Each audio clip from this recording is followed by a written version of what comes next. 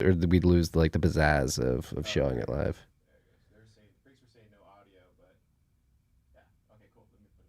Oh, we got the audio going now.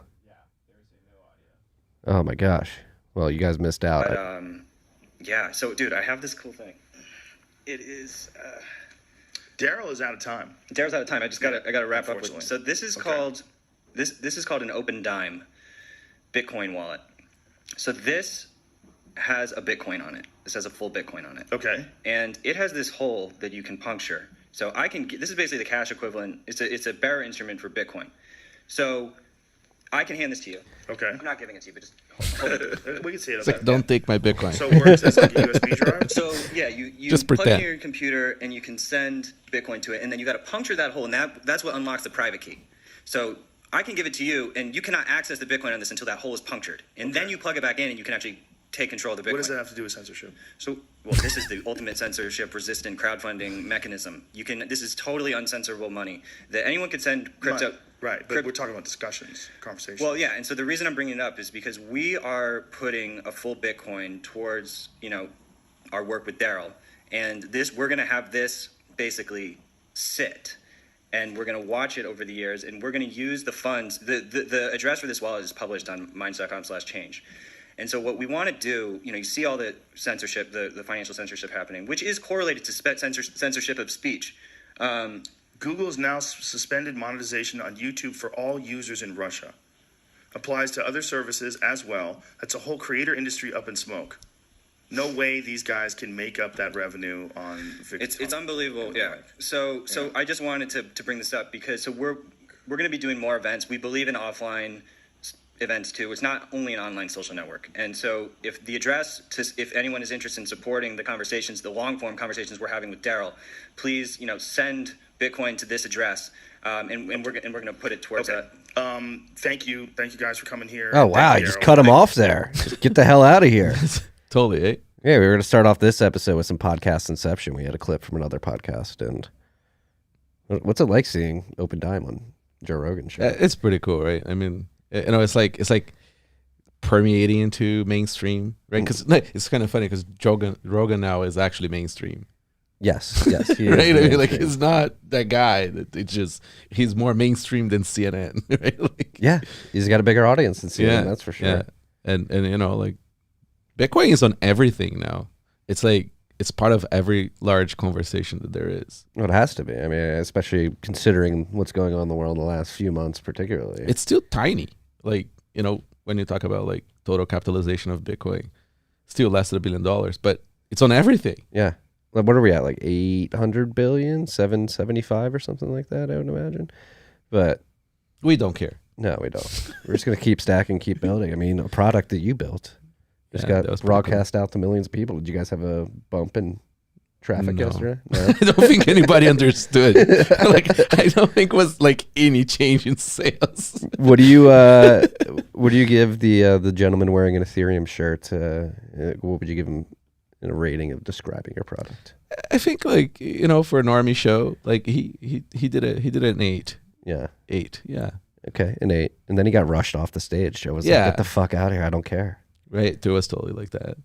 Rogan does not seem to have a lot of patience for Bitcoin. Yeah, I wonder why. Maybe because he's just like incessantly getting it chilled to Yeah. him. He's like, But there's going to be that one day. He's going to be at the show. He's going to be like, oh, no. yeah. Or because he's not going to get the platform anymore. He's too big. I think so. Yeah, it's for some reason He's gets crossed crossed the chasm. I Yeah. think he should. I mean, the Spotify deal is actually getting paid very handsomely, but Yeah. I think he should be doing podcasts in a more open source fashion, like sending it out in RSS feed and not centralizing it to one platform. I mean, how much of Spotify's revenue and audience comes because of him? Like, you could almost say that Spotify is his, like... Well, it was a very good product before. Like, I was a paying Spotify Yeah. member before Joe Rogan came, Yeah. but he certainly brought in many more viewers. Yes. Yeah, Yeah, but Bitcoin is permeating mainstream culture it really is. more and more. I mean, it's on everything, like the Ukraine shit. Well, let's talk about the Canada Trudeau shit. shit. Yeah. You somehow escaped Canada to come down to Austin, Texas. Yeah. but you're here. And what's it been like up in Canada? It was weird. It was really weird. Like it's like, they've been sort of like really putting the boot down, right? With the whole like vax passes and all that shit. And then, the truckers were duly vilified by mainstream in Canada, right? It was weird to see all American media sort of like, yeah, freedom, right? Like, and then in Canada, everybody's like, oh, but these guys are all Nazis, right? Like, do people really believe that in Canada? yeah, well, I mean, the state broadcaster is the state broadcaster, right? And they pretend to be this sort of like very noble kind of like BBC kind of like media, right? And they're CBC, right? Yeah, CBC, Canadian Broadcast Corporation. Yeah. And they're essentially just a PR arm of the federal government, right? Our friend Pierre might just already announced that he's going to defund the CBC if he gets elected. So like, yeah, boom, got my vote. We've been talking about this the last 2 days. Is he going to get elected? Does he have a chance? He totally does. Yeah. Yeah. He's very sharp. Like he can argue shit without one, tiring people out. Two, he's got the facts, and he knows how to like interject when like reporters try to do a gotcha on him, try to cut him off or whatever. Like he just like rams that over. Yeah, and you said another key part was he's bilingual. He can speak French. That's right. I didn't realize he could speak French. I've only ever heard his English. Yeah. Still politician, whatever, right? Complicated. But, we take what we can get. I mean, I think he seems pretty principled to me. Oh, he is, man. There is this picture that surfaced out of him in like high school book or something. Mm-hmm. And the line under it was something like government services are terrible for people or something like that. Like consistent. Canada has such an opportunity to crush it, especially considering all the natural resources that you have. It's got everything. Relatively small economy that could be high margin. You got big thinkers like yourself building pretty massive, pretty important companies in the Bitcoin space up there. Yeah, I mean, like a lot of Bitcoin stuff started there. It's just, it's such they're squandering it all, right, in the last 5 years, this prime minister. But just in general, it's, the ESG shit. Right? I mean, you go back to Hydro Quebec. That was Yeah. longer than 5 years ago, right? That's right. When was that? Like 2016, 2015? When they did the mining thing, right? When they Against mining. kicked everybody out. So get the hell out of here. It's so dumb.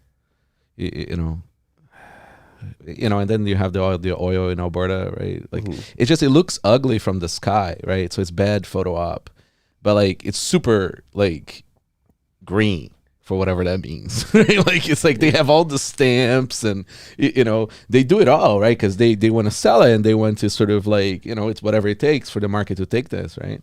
And there's a lot of it, lots of natural resources of all kinds. Like a lot of indigenous people also want the pipelines as well, but then they get it's a mess. It is a mess. Yeah, I mean, not only in Canada, across the world right now, it seems like a mess. The governments are fucking up everything. Well, I mean, Trudeau was a gift, right, to Bitcoin. I mean, like it was an absolute gift. Like, would we ever imagine that you would have a G20 prime minister, right, go on TV and say like, hey, we're gonna go martial law because some truckers got donations and we're gonna freeze bank accounts? Like, it's amazing that they show their cards, right? Like, now we know, and no sane person is ever gonna bank in Canada anymore. Like, well, that's like the interesting part. Has actually gotten swept under the rug with all the Russia and Ukraine that's popped up. Is that he quickly like reversed and was like, all right, they're not freezing bank accounts anymore, right? I mean, no, I'm pretty sure that. So like he got a call, right? Like he must have gotten a call from his MPs or whatever who got the calls from the bankers, right? Saying, listen, all the money's leaving, because a lot of people who are liquid cash are liquid in USD in Canada, right? Mm-hmm. Like wealthy people bank USD. So if this USD is leaving the country, you're not going to see it reflected on the exchange rate to the CAD, right? Mm-hmm. Because if CAD was leaving the country, CAD would tank. But like the USD, it's like, it's a wire away to your branch in the US. It's TD as well, right? Like it's like just send it over there, and at least you got a little jurisdiction firewall, right? Yeah, I mean, Canada like is not going to recuperate from this for like, you know, a generation or two. Like, rich people are not going to bank there anymore. Yeah, you don't think so? Fuck no. I mean, like, why would you? Like, it's crazy. Like, there's no incentive, right? Well, that's the thing. It can happen here in America too. Oh, it can happen anywhere. I think that's why Trudeau. I got to thank Trudeau personally. I think his actions led me to get on the Tucker Carlson show. So I want to thank you, Justin. That was a good appearance. Thank you. Yeah. But you had to highlight. Oh shit! This is maybe the button's never been pushed before. They just push it. It's completely possible. Like, yeah. He taught Bitcoin to a lot of people. Yeah. You know, it was kind of funny because when that happened, I was like, you know, what's my exposure, right? Because, you know, I donated. I'm like, you know, they're going to freeze my company bank accounts. What they're going to do? And I'm like, I don't care. It doesn't make that much difference, right? Like, it's like, you know, there's just the fiat float. Like, screw it. Like, yeah, it's Bitcoin really saves the day. No, it really does. And I had I donated right in this room. Yeah. Like, could they come get me? Or could they come get me? Am I on a list now? Well, they could. Seriously, like, they could actually, like, let's say it was politically interesting to Biden, right? To participate in the stupidity.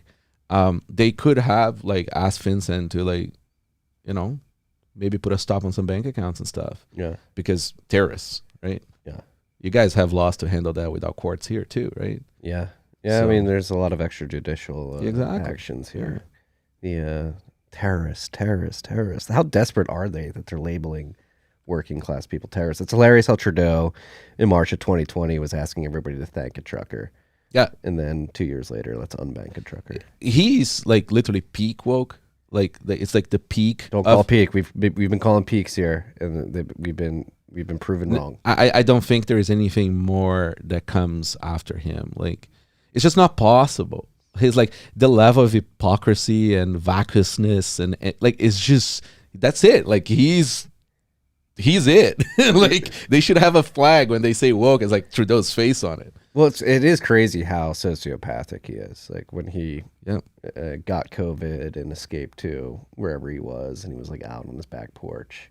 I mean, the guy has like raped some lady, and then there was like an NDA or something. I don't know the full story. Don't want to be liable, but, like, you know, there's some, like, you know, story around some sexual shit with him, and then, like, you know, there's all the SNC-Lavalin, there's Gaddafi's son stuff, there's the Castro thing. There is, like, man, it's like every, like, couple weeks there's like a new, like, the guy's Teflon, right? Like, well, he's like Teflon sociopath. Like, yeah, I'm just going to ignore all of this. And I mean, I think he's Fidel Castro's son. I don't think there's any doubt. Yeah, right.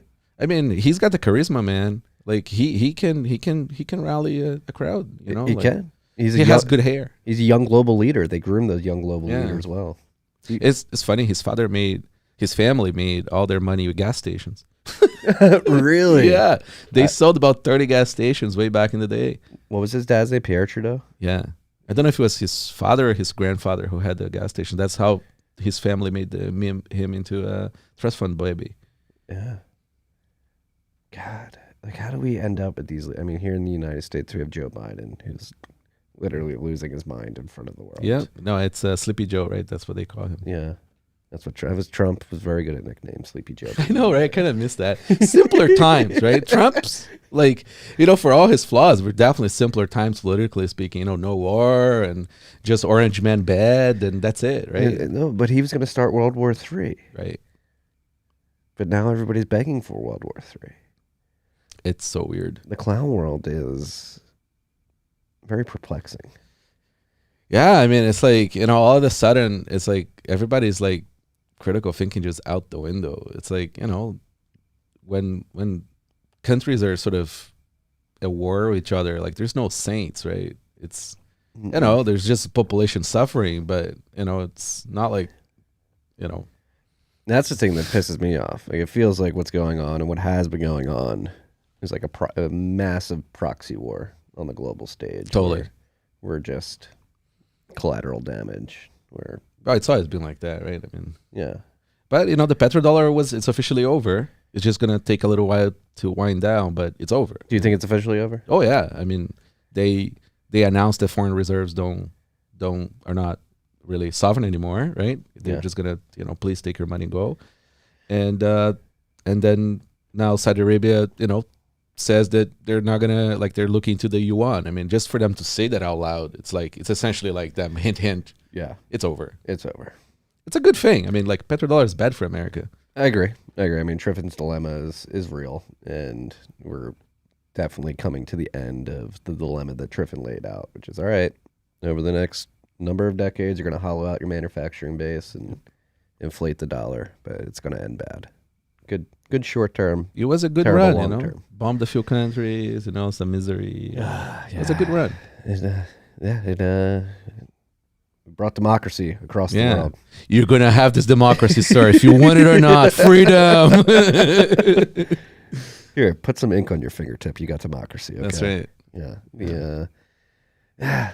How do you see this evolving? Oh, man. This one is going to be hard to see how it plays out. Yeah, there's many ways it could go. I'm pretty. I mean, so Putin killed COVID. Putin killed self-made inflation. I think Putin is like sort of like the perfect cover for them to wind this off a little bit. It's a softer landing, right? Because people won't freak out. Mm-hmm. Everybody's now busy with, Ukrainian like sports cars with machine guns on top of them, and that cool president actor guy, and he's literally an actor. Yeah, comedian. Yeah.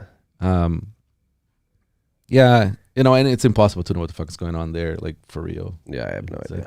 I've stopped trying to even. Yeah, it's moved on. Like, what's the next issue? Of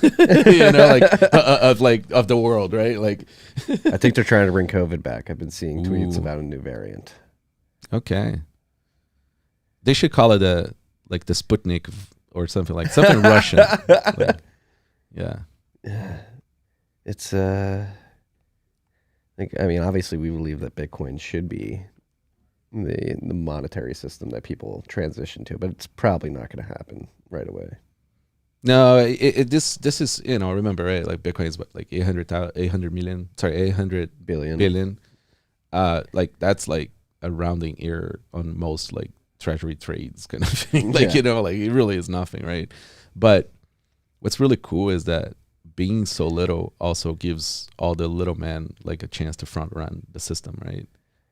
So the more people we get into Bitcoin now, the better it is for them. It's gonna happen. It's inevitable. Like, there's nothing else, right? You're gonna like buy gold. How many bars of gold can you put in your butt to go on an airplane?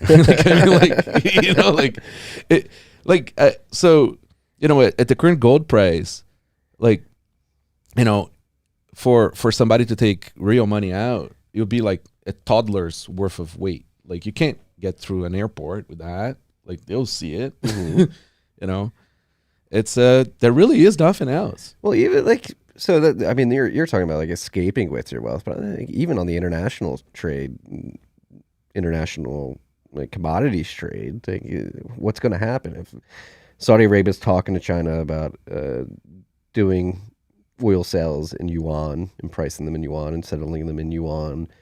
Maybe they'll do the same thing with Russia and rubles, and what you have is you basically have just like currency barter taken to a whole nother level, and that's very inefficient, right? So like in Bitcoin, in that sense, even though yes, it is extremely small on a relative basis at $800 billion, it theoretically is much cleaner of a solution for these trades. Oh yeah, I mean, but that's sort of later on. Governments are not going to let go of the money printer, right? They're just going to come up with the next one and just keep on going like that. I mean, especially when you're talking about foreign trade, right? They want to be able to devalue or revalue their currency to play that. It's going to get weird. Maybe do we see 400 barrel of oil by summer? Ooh, I don't think 400. I don't know. You think it gets that high? It could. I mean, depends on how these guys play this. I mean, I filled up my car before I came here today, $4.65 a gallon in Texas, which is unheard of. Parker Lewis texted me 2 weeks ago, and he's like, $4 gas in Texas? That's spooky. It's up 65 cents since then. Do we have like an official inflation adjusted price of gas versus like, you know, the 90s or the 70s kind of thing. So some of those. I don't know. Shadow Stats might have it if you want to look that up, Car. Inflation adjusted gas prices. But yeah. Because, you know, maybe the $4 right now on the tank is like, you know, it's not really that high yet. Yeah. Well, in the 90s, gas was what? Like below $1. Yeah. And then what was it? Was it the 70s that we had the 70s was peak? like, you had the rationing and everything. yeah, and you had Volcker That's right. jack up rates to 18%. He tried. He tried. They raised rates today at the Fed, apparently. Yeah, man. The problem is like at the current foreign debt, like, you know, they could raise it to like what? 30% still not going to make a dent. Yeah. Like it's like, you know, go 50%. Nope. Like there is nothing you can do. It's done. Like the world ended economically speaking in 2008. We just sort of kicking that down the line. Like, you know, it's just. How much further can they kick it? I don't know, man. I don't put them, like, these guys are smart. They'll sell their grandchildren's future just so they can get reelected. Like they'll go all the way, Marty. Well, when it comes to Fed chairman, they don't even get elected, right? I think with them, it's just they don't want to be like the one holding the hot potato when it like blows up. Yeah, but you know the politicians that influence them too, right? Like say, hey, listen, you know, election is coming. The market needs to pump. Yeah. But like again, like we find ourselves in this very unique situation. Again, we have a president who's losing his mind. We have a vice president who is completely idiotic. She's completely unfit for the job. Jail for you.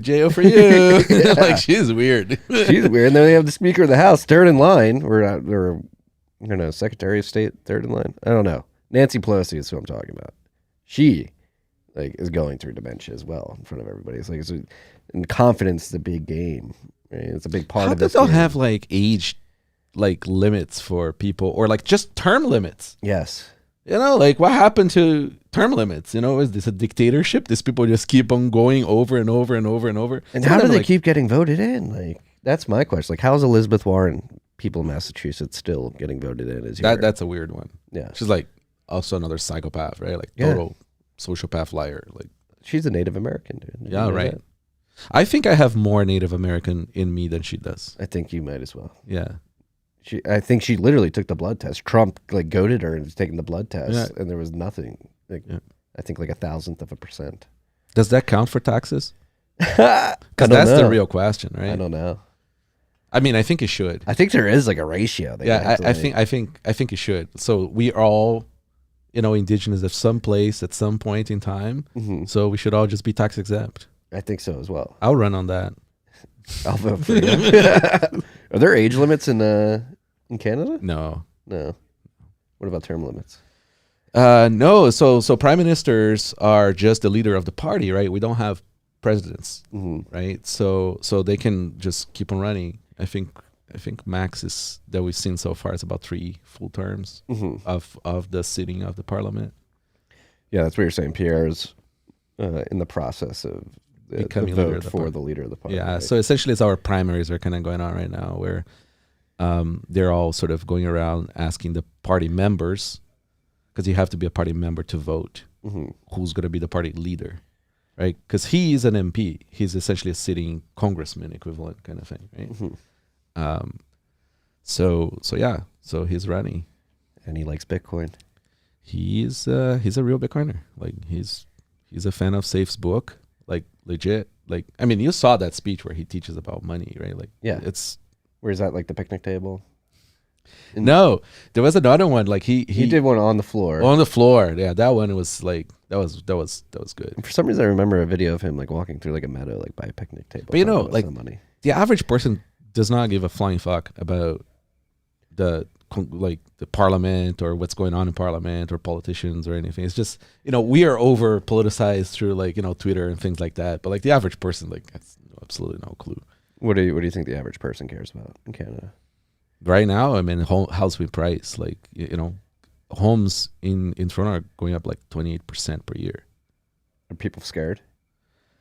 I don't think people, I think people are just sort of like desensitized. They have no idea that like the rug was pulled under and they're sort of just like trying to live their lives. One thing I noticed though, so last year, COVID, insanity, blah, blah, blah. People were buying a lot of shit, right? Like you saw the Amazon boxes, because that's how I know the economy is going in and out, like by the amount of Amazon boxes on garbage day on my street, right? And there was like insane amounts of stuff, right? But like, man, this year it's like barely any. Like you can see like people are starting to get tighter on cash, right? Because how do you afford like beef going up like 20% or whatever, right? Like it's rough, man, for the average person. Like things are getting tough. And it seems like here in America, I'll speak from an American perspective, they're only trying to make it tougher with policy. Well, but the thing is, like the people are a little bit to blame here, right? I mean, they want the free shit, like free services, right? And how do politicians get elected? Promising free stuff. How do they pay for the free stuff? They print. Yeah. Well, it's not even just the free stuff. Like when you talk about energy policy here, yeah, like there's that too. Like somebody came out this week, like no more drilling on federal land, which is a terrible policy. Hey, how's it working for Germany? Right? Gas prices are going up. It was actually poetic this week. You had Buttigieg come out and be like, gas prices are going up. You should buy an electric vehicle. Then not 2 days later, Tesla raised all the prices to their cars on their website. I mean, even for us, I mean, like manufacturers, like they'll send us like, their memos, like all the time about different things, supply chains or whatever, right? And it's like, oh, and we are also doing a 5 to 15% cross-board increase in all the parts. I'm like, okay, like, it's not like there's an alternative. And it's actually pretty small when you think about real inflation, right? Yeah. So what is your breakdown of the current supply chain situation? Worsening, getting better? Well, things were definitely improving, right? Aside from cost. I mean, last year was a disaster. It got to a point where like things were costing 3-4 times its own cost in just shipping from China, right? It adds up. Yeah. Because we have to repass that customer, right? Now, the things were getting better, but China is still in this COVID zero insanity. Mm-hmm. They just closed down China until March 21st. Yes, Shenzhen's completely shut down, right? Yeah. So I wanted to get like a new keypad done for the Mark IV, and it's like with a slightly different design on it. And, I just can't. I'm going to have to use the inventory I have with this current style, like, because the turnaround is going to just push us back. Yeah. And it's insane. It's a conversation. You've been here for a few days and we've been having this conversation. And one of the conversations we had is like, all right, how do we bring this back to the U.S.? Is it even possible? No. And the way you describe Shenzhen completely blew my mind. No, it's like, imagine a place the size of like a major American state, and there is a factory butt to butt with another, and each of them has like 300,000 people in it. It's just like, you have all the inputs too, right? So like you're gonna have like a factory that makes the chemicals that you're not even allowed to make it in America, right? Like you just can't make the chemical here, right? And then you need the chemical from a regulatory perspective. Yeah, exactly, right? So then you need that chemical to mix with another chemical that you're also not allowed to make, that then goes to just wash some parts that make the machine that makes the other parts. It's just like the intricacy of manufacturing of modern devices, like just like hyperbolically speaking, like it probably costs like $100,000 to make an Apple laptop in North America with all the proper regulations on every single part of the process, right? Because remember, this is not just assembly, right? Like you still have to make the packages of the chips, you have to make the silicon, you have to the tin for the PCB, like the gold layer that goes on top of it, like the plastics, the glues, the glasses, the aluminums, and then the machines that cut the aluminum, the machines that laser the aluminum, and the wash of the aluminum. Like it's just so insane. It's just and China does not exist without North America either. Yes. Right? Like it's totally symbiotic now, right? I mean, we're way past this nation state bullshit that we pretend to have. Like, you do some stuff here, you do some stuff in Taiwan, you do some stuff in Vietnam or whatever, and then he goes there and then he gets some processes done there and then goes back somewhere else, right? you know, a lot of American cars, they're essentially like their parts are sent to Canada that then gets processed there on some process and then goes back to America. You know, the sooner that people stop with the whole like statism around this stuff, like the better, like then we start to move somewhere. All right, so how would you describe the statism around the stuff, and what would your ideal solution of moving away from that look like? But I mean, you know, you have to go to a real free trade, right? It's like you don't want to be paying like import tax on a part that's going to come in and then go out. And there is ways around that, but it's super complicated. You have like economic trade zones and stuff like that in the country. Yeah, I mean, you know, let us just do business. Stay out of our lives. Like, really, it really is that simple. You know, like everybody wants to do business. You know, Chinese people love doing business. They're super capitalist there, right? And it's so weird that like North America is way more like commie around business than there, right? They're super pragmatic there, super engineering. Like, you know, you have everybody has a STEM degree there. You know, you're like starting your new factory that's going to do whatever, and you know, you just posted a newspaper like I need manufacturing engineering for this one specific weird thing, right? I'm sure you're going to have 100,000 people line up in front of the thing for an interview, right? We simply don't have that here in North America anymore. Yeah, I mean, we can send them with our English majors. Like, you know, like no, nothing against it, but like it's just, you know, what are you gonna produce? Like more bad news, like on BuzzFeed? Yeah, it's then you go into like the whole thing. Like, have we been color revolution into degrading and stupefying our population? I don't know, man. Like North America still makes the best software. Like, you know, China can make hardware, but they can't do software. I mean, every single, like even higher end Chinese products that they're not even North American market, they have a lot of cool stuff there. The software is atrocious. Yeah, absolutely atrocious. Do you think that's a pure language barrier thing? Like actually having to write the software in English? It's probably cultural. Like, you know, the same way they're like very focused on, you know, they have like 50 years now of trying to build manufacturing, 100 years trying to build manufacturing, right? Like, it's like they now have like this massive amount of population that does tech in a certain way, right? They have their own ways of sharing like sort of like IP around like what they make between factories that are friends of each other kind of thing, their own sort of version of open source in a way. But I don't know, like they're just the engineers, they're like really good. Yeah. But not the software, man. Yeah, it's crazy how specialized it is. Apparently they have surpassed North America with like machine learning stuff. Wouldn't be surprised. But like, do you think I think we need to distribute the supply chain more? That's not possible because it's too inefficient, right?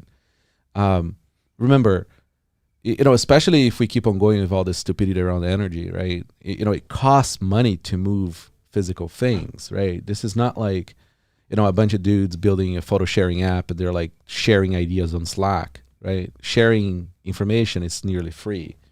But like, you know, even us, like we don't have an office. So like when we're developing stuff, like hardware wise, right? We still like ship between each other because we're too lazy to drive around. But like, you know, we just like, you know, seriously, sometimes like put a part in a taxi, send it to somebody else's house. But you have to physically send something for somebody else to do something with it, right? Task or whatever. So if you decentralize the manufacturing, like the compounding effect of that like extra mile, just an extra mile, is insane. So yeah. You actually want to consolidate further. You just want to have more hubs maybe making similar things. But that's also inefficiency, right? Yeah. No, it's crazy to think what like rising gas prices are going to do for like if we thought we had a problem, man, over the last year. You know, we getting emails from all the courier services, right? So DHL, FedEx, UPS, all that thing, like price going up, price going up, price going up. You know, because what I think it happened last year was just like us, you know, this is maybe momentarily, you know, like I already have parts from previous year that were a good price, so maybe we're gonna eat some of that loss inside from the margin, right, that you make on the product. But you know, when you're dealing with like consumer electronics or other things that the margins may be thinner, right? Or cars, there's only so much that they can eat the margin, right? So they're going to start pushing price up, but nobody wants to be the one that pushes the price up, right? Because your competitors are going to sell more if they're cheaper. Yeah. So everybody's sort of like doing this stare off game, and then it's like, eventually everybody's just going to pop. Yeah. I mean, it's starting to happen again. Like Tesla just raised their prices. Yep. I'm sure, like seeing all the precious metals and industrial metals going crazy. Just imagine farmers now, right? Because Russia produces like 60% of the world's ammonium nitrate. Especially for modern agriculture, like you need a lot of that stuff. It's fertilizer, essentially, right? Yeah, you need a lot of that stuff, and they already bought next year's crops fertilizer, but they're going to start building the price, right? So they might actually have to raise the prices already to be able to afford the next sort of purchase, right? Food cost is going to it's going to be insane by the end of this year. It already is. Oh, I don't think we haven't even like started to see. We're talking about like 2-3x for stuff. It's fucking scary shit, man. Maybe this is the lesson that comes in. It's without paying. I don't think people are gonna move on from the printer tits, right? Like it's it's. I mean, it isn't. It's the whole weak men create hard times. Yeah, the hard times seem to be upon us. Yeah, I mean, and then there's all this weird dynamic too, right? I mean, you're like in Brazil, and you see some guy like super like not wealthy person, like really sort of like somebody who struggles, right? Living in a favela with the latest iPhone. Like, holy shit, man! It's like it's so weird. It is just absolutely, it's so weird. Yeah. This is like the relative comfort of a poor person today compared to like a poor person 100 years ago. It's crazy. Better. It's absolutely crazy. Like the imbalance of the dynamic, right? Of people have what they don't have. Yeah. Well, that's what we were talking again when we were getting barbecue on Wednesday night. I think me and Pierre had like a little side conversation. Like people are going to have to learn how to fix stuff. Like the fact that we can get like a $200 washing machine. That's pretty crazy. Yeah. It's like, Just think about this. Like, that was my example. The think about a stacked washer dryer, right? I think on sale, right, and like a lower brand, you can probably get it for $200-300 one of those, right? Just the weight in steel of that thing, I cannot comprehend how they can make that device with margin for $200-300, right? Like, so. As things go up in price now, just the transportation of that machine, everything, it's the price is going to go up so high. So everybody's going to have to like fix things because you can't just throw away. Yeah. So they're going to have to make it better and pay even higher price because quality things cost more. Yeah, I'm willing to pay more for quality. Yeah, I mean have less stuff of more quality. That's why I like your product. So. nice segue there. No, but I mean, that's something like we've talked about on the show before in the past. Like, it's crazy. Like, I have, like, my grandmother, I'm pretty sure she had a blender that she bought in, like, the 50s that, like, lasted until, like, a decade ago. Yeah. It's, what was the name of that food processor? There is one that's like a... KitchenAid? Yeah. No. Anyways, there's one that's like a staple, right? Like, if you bought it, like, way back in the day... it just will never break. And the same one that looks exactly the same they still sell, it breaks. And it's not cheap. Yeah. It's probably KitchenAid. Yeah. They look industrial. Yeah. I mean, it's like labor cost and QA cost and materials. Like, you could do things with materials that you can't anymore because of the environment, right? Like, there's all kinds of stuff like that. Yeah. Like, how much is this ESG environmental bullshit fucking up things as well? Well, I mean... It's perturbing the free trade that you were describing earlier. It's so insidious and it's so many levels, right? They're like, it's even hard to quantify it. It ruins everything. How would you describe its insidiousness? Well, I mean, just think about like each step of manufacturing, for example, right? Like, you know, the glass cannot use arsenic, or, you know, you don't get one of the stamps of approval, right? Some plastics that are probably better can't be used, you know? So then like you have to either, you know, because physical things are physical, you can't cheat physics, right? So when you talk about materials, you're going to have like either cost, right? Or like capacity of withstanding something, right? Or you have to change the chemistry that might be bad, right? For people or for process or environment or whatever, right? So like you can't, like, you're still bound by physics there, right? So, you know, Apple sells premium devices. So what they do is they just go up in price and they invent a better material. Yeah. That costs more. Yeah. Right. And it provides you with similar, similar aspects that the other does. But then you look at like the ones that are not premium devices, they have to go shittier, right? Like, and then everything breaks. Yes. Yeah, that's what it feels like, an iPhone versus like a Pixel. The Yeah. iPhone feels a lot better. You can tell. I mean, like, you know, like, so this guy is like, you know, there was this one company that could make sapphire glass in big enough quantity with this amazing tech. They go and they buy the factory, the IP and everything. And now they probably one of the biggest producers of sapphire glass. Like, yeah, it's a good product. It is degrading though a little bit on the software side of things. yeah, well, I mean, you know, all the good old guys with beards probably like retiring and leaving. Yeah. You know, like Macs are original Unix, you know, it's like Darwin, it's free BSD. Yeah. Well, BSD, but Yeah, it's I need a new Mac. My 2014 MacBook Pro is dying. It's becoming incredibly slow. The battery does not work anymore. When are we gonna get longer battery life? oh man, battery tech is so depressing. Like, you know, they've been promising us some cool new tech. There is like interesting new tech. It's just the power density is very low, right? There's that LiFePO 2. So like it's like just a different electrolyte in there that's like safe, so it doesn't explode like lithium batteries. But you know, I don't know what the ratio is, but like you need a lot more volume to store the same amount of energy. Yeah, so you get Yeah, that's the thing I don't get. Like, make my phone like half a centimeter thicker. I don't care. Just give me a lot more battery. just let it last for a week and not a day. That would be incredible. This fetish with like thinner and thinner and thinner devices, I really don't get. That was the other thing you were talking about. It may have been last night or the night before, but just like the diversity of phone design Yeah, that used to exist. It's just not there anymore.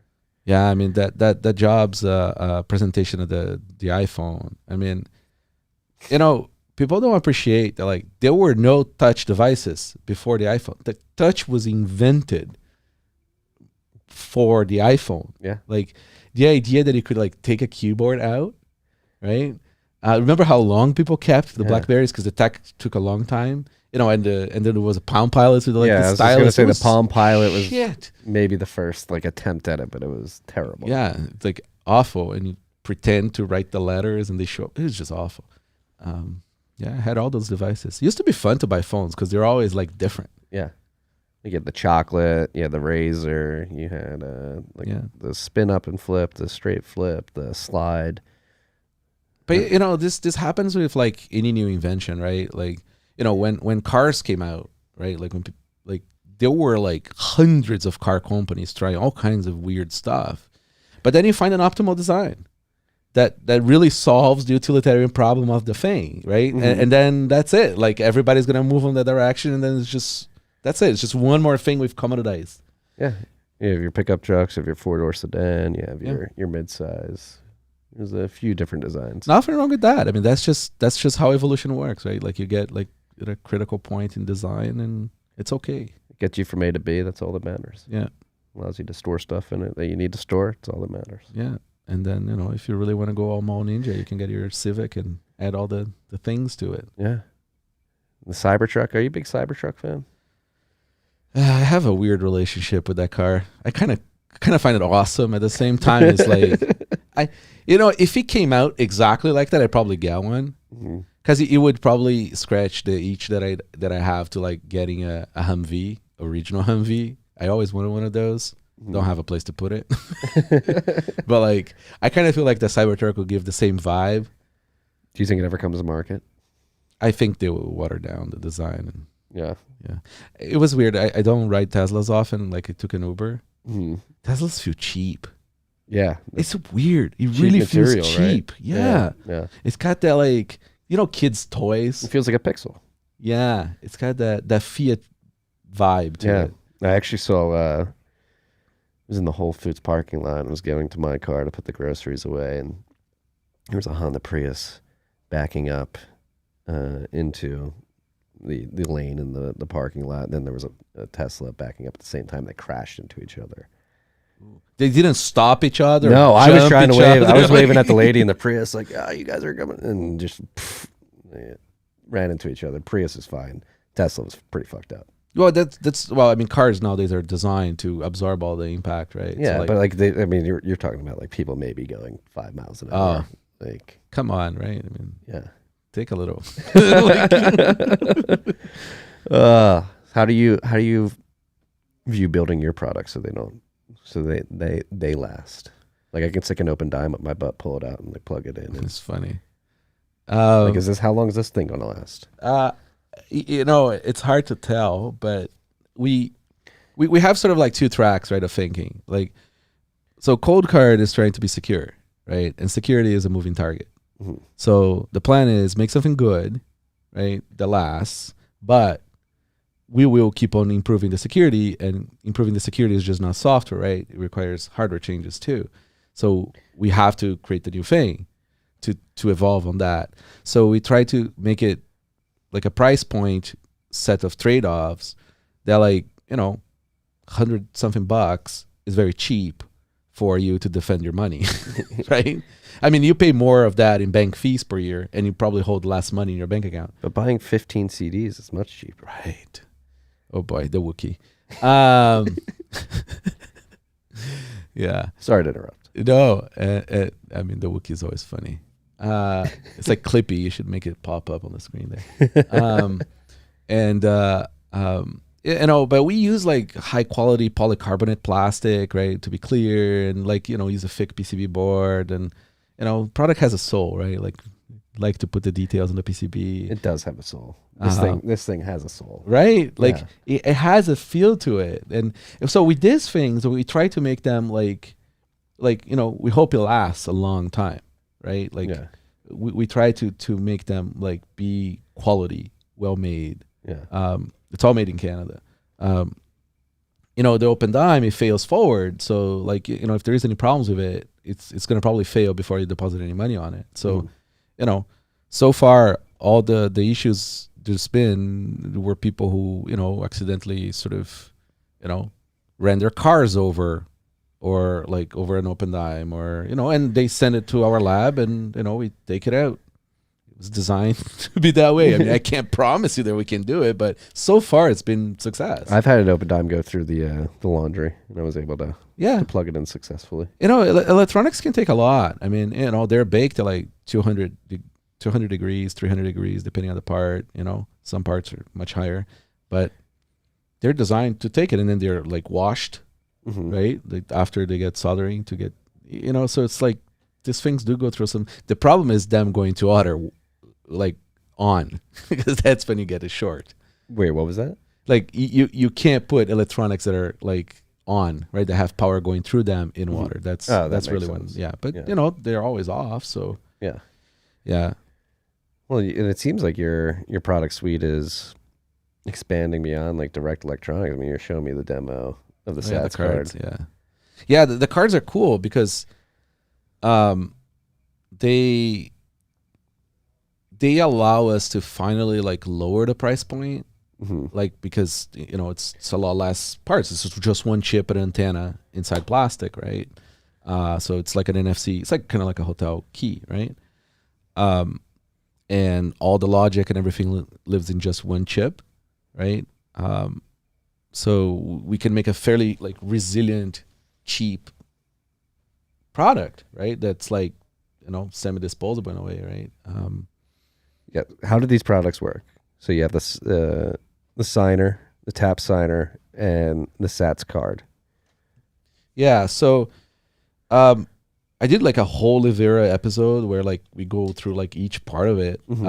If people want to hear about the technical part of it, but It's essentially like, hotel card. And we still need wallet integration, right? So like Blue Wallets and whatever.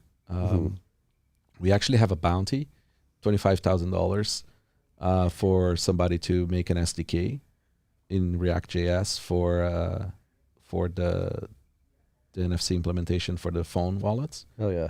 But then essentially, like, you just tap, right? There you go.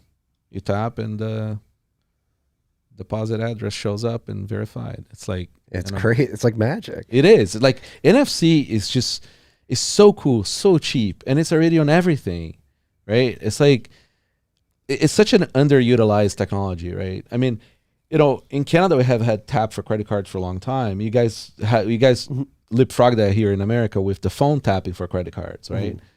It's so much more pleasant experience. So the same now with the cards. It's like, the tap signer is like it's an actual hardware wallet, right? I mean, it's a different set of trade-offs, security, of course. It's not your cold card, but for smaller amounts or for multi-sig, it's like you have a cheap thing that you tap and that's it. So how does it work? What's going on? Okay, so with the Sets card, So similar to an open dime, similar concept. it's an open dime. Yeah. With 10 slots, so you're gonna be able to reuse it 10 times. Okay. And there is a pin on the back. So when you want to spend, you tell the wallet, I want to sweep, and then it's gonna ask for the pin on the card to unlock the private key, and then it sweeps, just like Open Dime does. So if you just flash that with the QR code and the pin, can somebody watching this sweep that? No, Okay. they'd have to tap, Okay. right? Yes. There's a handshake that happens. So you tap, and the wallet on your phone is what's allowing you to. Yes, it's asking, say, give me the private key. Yes. And the card is gonna say, okay, give me the pin. Okay. Right. Yes. And that's how it unlocks. And then with the tap signer, similar, but like for any Bitcoin transaction, right? Essentially, it blind signs anything with a pin. You can change the pin. You can also back up the private key. It comes out encrypted. And so you can save it in your iCloud. What's a hypothetical like user scenario with that? Like multi-sig ideal for this? Or? Yeah. So like, say for example, you're using like a wallet that does like multi-sig where they have one key, kind of like Moon or something like that, right?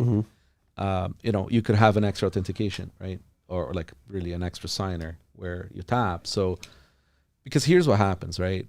Outside North America, people are not going to be able to afford a $100 to $200 device with for them to sign transactions, right? Realistically speaking, right? So we need something cheaper. And if they have it on your phone wallet, and they're out on the street, you're gonna get mugged. The guy's gonna say, well, everybody has Bitcoin now. Like, give me your Bitcoin from your phone. With this, I left my card at home. Yeah. You can't sign. Yeah. Right. And then for the multi-sig part, like you can have say a white label version of this for Unchained, right? And then it's like you have one more private key, and this private key, this card is resilient, right? So you toss this in a safe deposit box somewhere, right? And you have one more key that you don't have to deal with, and this is just Bitcoin signing. So you could sign messages too. So people want to use this for their for their safes, right? Or for whatever NFC thing you want, as long as it can do Bitcoin spec. It's a signing thing. Yeah. So your mobile wallet would basically just be like a skeleton wallet, and then you can prove like, all right, and I have this. Or you can have a key, but it's like, say, a 202 or a 203, and you have another backup somewhere else. Yeah. So like, you just can't sign. Or, you want to open close channels, for Lightning, that kind of stuff. So this is an example of something that, like, I would have never thought of, like, coming to market. Like whenever I thought, like, of the evolution of Bitcoin wallets and interaction with your private keys, something like this never came to mind. Like being able to have a card, and so a technology like NFC making this possible is pretty. Yeah, because cards, all the smart cards had contacts, right? So you need a chip reader, right? That you're not going to have a chip reader on your phone, no, right? So that's why they resolved the NFC problem, right? Like the contactless stuff, so that you could have cards that don't have contacts, and you could go tap around and do your thing. it's still essentially proof of presence, right? Because you need to be close to it to read.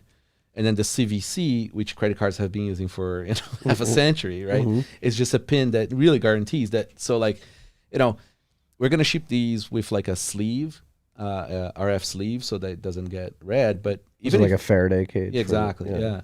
But like, say you don't use it in your wallet. Most wallets nowadays have protection, but like say yours don't, right? And somebody just taps you in the butt, at the subway or something, right? They still need the pin. Yeah. So they can't really. It's a layer of protection. Exactly. It's fascinating stuff. It really is. I mean, NFC is magic. It really is magic. It is. I love it. So like, what's worst case scenario? Like NFC, like how robust is NFC? Is there a potential where like somehow the NFC, I'm completely ignorant to this, the NFC protocol could get corrupted across all? No, it's local, right? Okay. So like it has nothing to do with the cloud. Okay. Like it's like it's a radio on your phone, and this is essentially like kind of like a radio that gets like by essentially there's a coil that makes it powers this up because this doesn't have a battery, right? So essentially by induction, it creates a field that powers the chip and then does this thing. Okay. Right? So it's radio communication. Yeah. Which is pretty robust. Yeah. I mean, it's pretty, like it's like just go to a hotel, right? I mean, the cards always work, right? Yeah. Unless they cancel your keys. There's no potential of that with this, obviously. No. Yeah. The design space seems to be expanding for Bitcoin wallets and interactions with the Bitcoin protocol. We were talking about Square's hardware wallet's been getting a lot of flack, but you said you're happy just like that people are doing things differently. Yeah, right? I mean, like stop making the same shit. Like it's like go make something else, like completely different. I don't think Square's wallet is gonna be a wallet that most Bitcoiners are gonna use, but I think it's a wallet that like a billion people could use. Yeah. Right. So it's a completely different thing. I mean, it's like people with different amounts of money, different needs, different countries, right? It's the same with this. I mean, realistically speaking, I'm personally not going to put a bunch of money, in a phone wallet, which people shouldn't use for a lot of money anyways. You know what I mean? Like tap around. Like, no, I mean, I'm still going to use my code for real money, right? It's,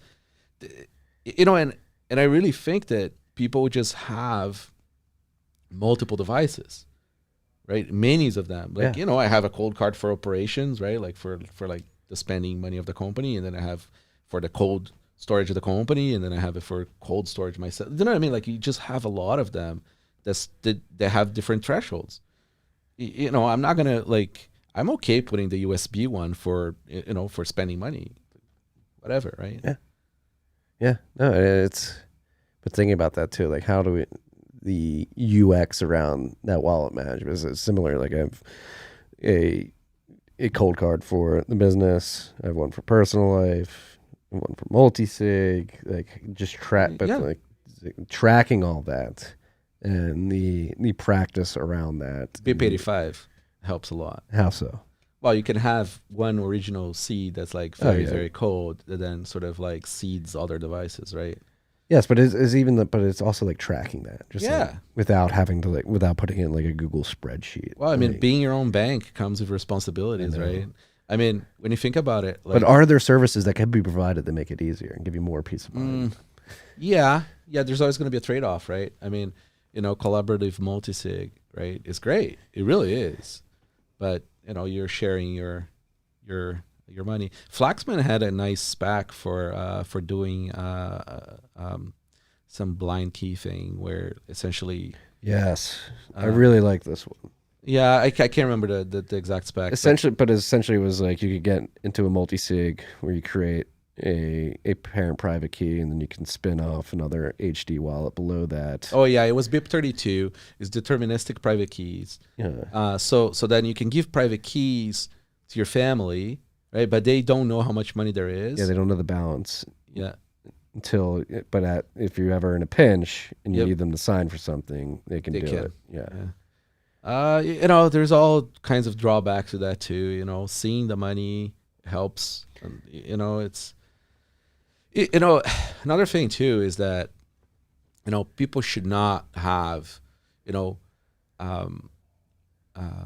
like watch only wallets on their phone for real money either, right? Because if the bad guy knows how much money you have, he knows how much to punch you. Yeah. Right? So even if you don't have the signing capability, and also, I mean, like phones are fully backdoored and everything else, right? So like, the phone is a place for you to have like wallet money, right? You don't carry your life savings in your wallet in cash, No. right? So, most people who are handling real money are doing that on a computer. They're going to have probably a cleaner computer and they're going to do it that way, right? I mean, there's nothing wrong with that. This idea that people are going to just do everything on their phone, it's silly. Like, that's cool and all for your spending money, but once you want accounting, you need notes, like it's like a real thing. Yeah. Right. You need to secure that data. Yeah. It's not going to happen on your phone. Exactly. Like, it's like, I don't like the sort of like one solution fits all for things when people get arguing about wallets. It's silly, right? Because different people have different needs, and most people have many different needs at the same time too. Like, Yeah. I'm one of those people. Somebody like runs a business that accepts Bitcoin. It's like invoicing. People are streaming us Bitcoin right now as they're listening to this podcast. Yeah? Like we need somebody to build an accounting system for podcasting 2.0. Oh man, Bitcoin accounting is rough. It is. Oh, those basis costs of, because like, our shopping cart, right? It's like, it's part of the revenue is Bitcoin, part of the revenue is credit card, right? Yeah. It's fun. It's not fun. Make it legal tender and just let us do our thing, please. No, I mean, especially for paying invoices, paying people, right? I mean, like doing cap gains every time you pay like a stupid small thing is really, really makes it difficult. Yeah. It could get better. It will. I think because there's no alternative. There is none. So I was talking about Luke Roman earlier this week. I don't necessarily think the politicians are going to do it, but if you think of the game theoretical thing, and Luke described game theoretically, people at the Department of Defense here in the United States, people in like the NSA and other intelligence agencies that are like wargaming, like how the geopolitical chessboard unfolds. Yes, obviously we don't like the NSA. It's a dragnet surveillance intelligence agency, but they do have the capability to, again, play this game theory through. And his sources in the defense industry are like, yeah, like actually like the game theoretical move that the U.S. should make is accepting Bitcoin, just like having Americans just thrive in the Bitcoin standard. When politicians let them run. Yeah, when politicians have Bitcoin in their pockets, they're not gonna like go after it because they're going after their own. It's like you just look at the best way of looking at this. Like look at equities. It's not even like the politicians' incentives. It's purely like, okay, sure, like we're getting fucked in the reserve currency status, and these countries are going to try and create their own reserve currencies. The way to trump card them is to be like, actually, Bitcoin is cool. Like, yeah, I don't know. I'm very skeptical because they still want the money printer. They're just gonna want a different one. They're gonna want to come up with something else. Well, no, the option of yes, there is going to be another money printer, but it's not going to be theirs. And so, like, would you rather there be a money printer you can't control, or fuck up? I think you're just gonna have both. It's like you're gonna have like government shitcoin of some sort, right? And then you're gonna have Bitcoin, and they're gonna have to have Bitcoin because that's like it's gonna be the thing where value is stored, right? Yeah. But just like the moat that we get, right, from politicians having the asset is very helpful to move things forward in a better way for us, right? At least in the transitory period. Mm-hmm. So like, look at what politicians can do with equities. It's like criminal. Right? It's totally criminal, right? Because they have a lot of equities. They are not going to close loopholes or do whatever. Like they're just going to, create this very complex scenario where they can do stuff and get away with it, right? Once they have Bitcoin, they're going to do the same, right? And like once more Bitcoin, public traded companies have Bitcoin in their treasuries as well, politicians don't get reelected if they tank the market. So if a lot of if a lot of these companies have Bitcoin, they can't fuck with Bitcoin because market goes down. So it's a beautiful game theory right there. Right? It's all moat. You have some deterministic optimism right now. That's right. It is deterministic, man. What do you mean by this? So to describe that to the freaks. So it's just this concept that, like, based on an input, right? Like you understand what's the next number going to be, right? Kind of like how Bitcoin works, right? So we know which address is going to be created next based on an index because we have a function that does that based on an input or a secret. Mm-hmm. So I feel like nature works this way. Everything works this way, right? You have a certain determinism, right? That things will happen in a certain way because you can't cheat physics. Physics are physics. It's just you can call the pronouns whatever you want, but like there's a certain way. You have a dick, right? No, but there's a certain way in which nature works. We can create whatever constructs we want around it, right? But like the tree is gonna grow. Yes. Right. So Bitcoin is this new entity that exists now, right? Like you have a fauna, flora, whatever, right? But like you have now this thing based on math that is self-sufficient as long as we feed it electricity, right? Like, and what's really cool about that is that it's totally deterministic as well, right? Because we have deterministic supply, right? We have the math of it is deterministic as well, right? And that's the optimism there, right? Like, I mean, there is no other way for us to resolve our near future without it, really. I mean, and do you see any scenario in which we stop feeding it electricity? I mean, technically speaking, even if we lost, like, a lot of the mining wouldn't matter as long as somebody else cannot have it. Yeah. So there's always going to be countries that don't like you, right? So they will go there. Like, look at Snowden, right? He went to Russia, right? Like, because countries are going to act antagonistically to each other, right? And, if U.S. doesn't like Bitcoin, well, Russia is going to like Bitcoin. Yeah. If Russia doesn't like Bitcoin, well, U.S. likes Bitcoin, right? So that's just how humans work, and we can't escape that, right? So Bitcoin really plays to the most like sort of basic ways humans perform around like economics, right? Yeah. I just hope we don't fuck it up here in the U.S.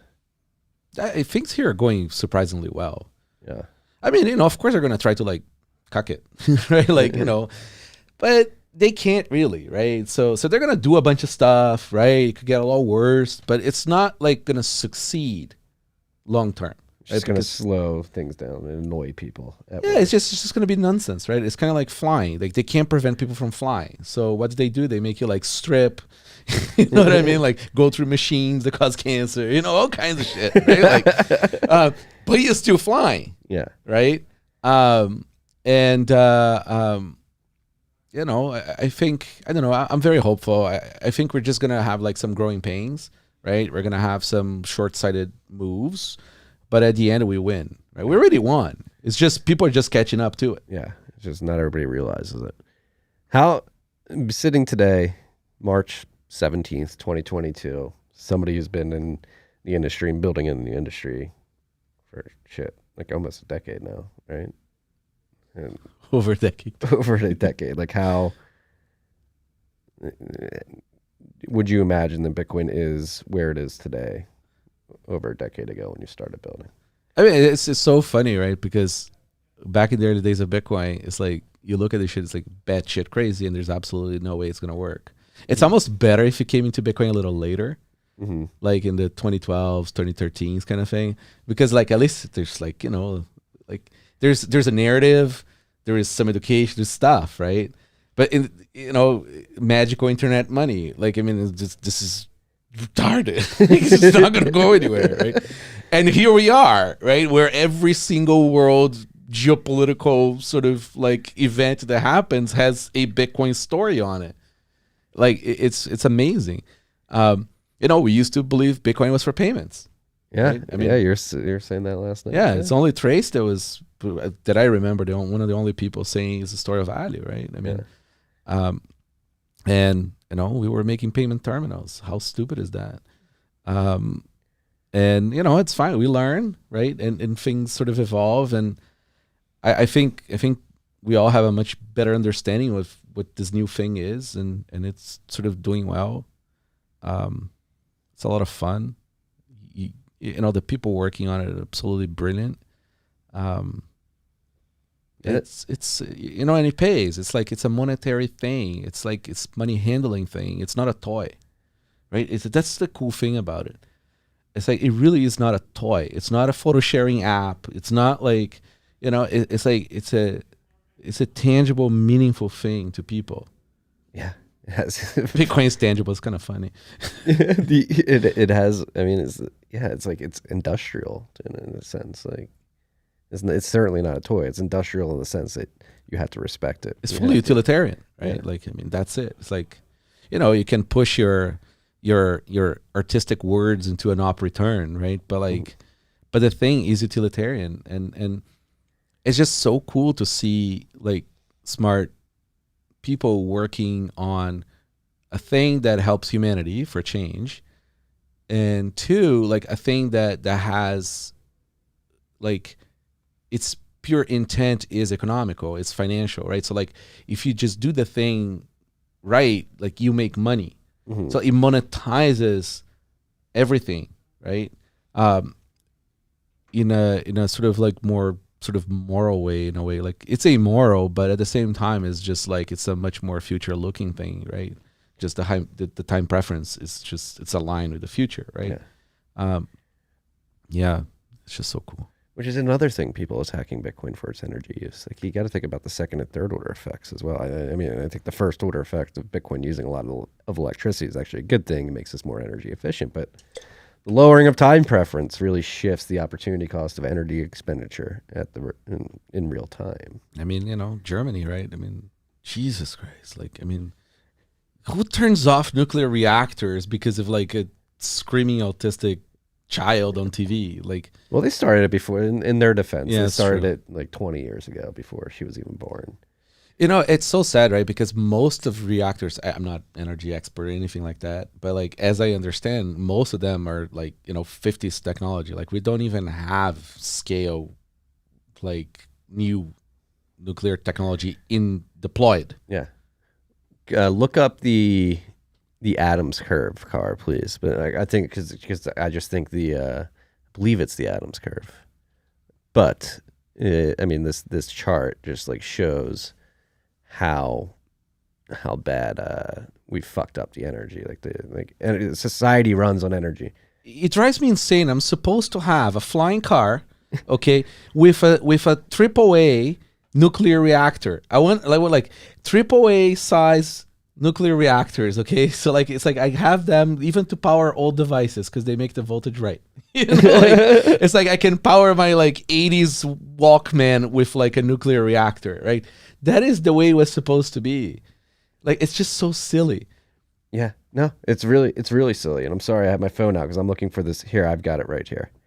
I'll text it to you, Car. But like this chart that we're about to pull up, it shows that at some point around 1971, we just fucked up how we use energy, and we went astray somehow. All right, just I mean, you have something like as remarkable as the Manhattan Project, right? Like absolutely remarkable what they did in the span of time that they did. Oh, by the way, supply chains on that is kind of funny. Okay, so do you know how I was saying that like you can't just make things just because you want to make the things, even if you have the money to make the things? Yes. You still need very complex supply chains and the right people and all that stuff. Like Americans were using German lathes to do some of the parts for that project. German what? Lathes. Oh, lathes. Right? And because they're precise in a certain way. And like, so they still had to sneak those in. Like they couldn't just make the lathes at any cost in America. They'd be right? like, all right, we're anti-Germany, but can you just send us the lathes? Right? Like yeah. it's amazing. Right? Like that you can't escape those things. Yeah. So this is the curve I was talking about. Look at this. Look at that. What's the blue line represent, Car? Actual energy use. And the red line? Henry Adams curve. Yeah, so the Henry Adams curve. It's the Henry Adams curve. I believe he was a descendant of the Adams, President Adams here in the United States, but he had his curve. It says like, as population's growing, you're going to need energy to grow with it, which the red line is what it's supposed to be. And again, It flopped. at some point in It's 19, like, blah, blah, blah. some point in 1971, it just Yeah. flatlined. It's so sad, right? Because we need more energy use. We want to use all the energy, everything and more, right? Because human using energy means humans flourishing, Yes. right? Like it's like we want to make more things, use more things, you know. It's like, sure, you have to be smart about like, you know, all the materials you use and, you know, how things are going to be handled after like end of life, whatever. But the point is more use, more stuff. Yeah. Like, But this, so how do we get that narrative? As obviously we have Malthusian fear spells that have taken over the world. We're bad. Humans are bad. Why do we get to use energy? well, the good thing is there's natural selection happening right now. Right? We Like, saw you have those people holding signs, you know, like, we are the carbon we want to end, right? Yeah. Like, or like, don't have babies. Great, don't have babies. You know, I was joking, right? That I'm on this like now mission. I'm not gonna. It's like Bitcoiners cannot retire, and Bitcoiners have to reproduce. Yes. It's like this is how you win. There's a lot of Bitcoiners on the sidelines right now who are just like, they're smart. We need them. Yes, go produce and reproduce. Yes. Jimmy Song gave a very compelling speech last night about why you should reproduce and how women especially should take pride in reproducing. It's such a beautiful gift that you give the world. It's amazing. Like you have a little bioreactor there that makes clones. Like holy shit. Like I mean, when you think about the complexity of something like that, we still like, you know, like we can't make like animals in a vial like through the whole process that are not very simple ones, right? Like the idea we can produce a human inside another human, it's like to go. It's crazy. Like, it's insane. No, it is funny. What we were alluding to earlier is there were people on the corner here at 6th and Congress, like right outside the Bitcoin Commons, holding up these signs like "Stop having kids." Do it. Oh, If you believe that, don't have kids. I got enraged though. Like first, like, and it was just like purely like environmentalists, like thinking that's a good message to say. Like, how have we gotten so fucked up that we think that like humans are bad? Yeah, but it's like, you know, it's like the idea of like impossible meats and things like that, right? Mm-hmm. Like you already have a bioreactor thing that makes nutrient dense food. It's called a cow. Or I mean a steer, because you eat the steer. But like, you know, like this thing goes out there with its whatever, like 7 stomachs. How many stomachs? Eight stomachs, I believe. Well, in amount of stomachs, ruminates all the cellulose, and like takes all the nutrients and then, you know, stores it for you for when you're ready to eat it, right? Like, But they're burping. right. They're burping too much. We need to murder them all. But then like, and then we go try to like eat their food. I mean, listen, I like a salad here and there. It's nice. It's color, right? But like, that's my food's food. Right? Like, I mean, because I cannot process cellulose, right? Like, it's like we don't process that stuff, right? No. This idea of like, you know, a doctor telling you have Metamucil, like it's insane. The food pyramid is one of the biggest psyops in human history. Totally, right? I mean, like, eat this crap that's going to literally kill you. Literally. It's going to give you diabetes and kill you. Eat 12 servings of this and 1 to 2 servings of meat, maybe once or twice a week. I mean, we can go like full Nazi Germany and say like, hey, you know, without this like a health passport that identifies you, you cannot enter this establishment, right? But like for a virus, it's not going to kill like anybody who's like, you know, like in some form of shape, Yes. right? But then we can't call people fatty. Like close your mouth, like, you know, like that you just lose weight and then you're not at risk. So like, you know, if we're okay with vax passports, we should be okay with telling people what to eat. We're telling people like how to prevent themselves. from Both are becoming- wrong. I mean, I think people should just be free to be as big as they want and sort of like, and also make their own medical choices. But like, You want logical consistency if you're telling them to do one please, thing. right? Like a little bit. Yeah. You can't expect that in the clown world, though. No, clown world has really. I love that meme. It's just so perfect. Shout out to Ben Kaufman for taking the meme and running with it. Clown world today. It's because there is no other way to describe it, right? Like it's just so beyond. Because it's always been sort of government narrative, whatever narrative, right? Mm-hmm. But like we got to a point now that's just so.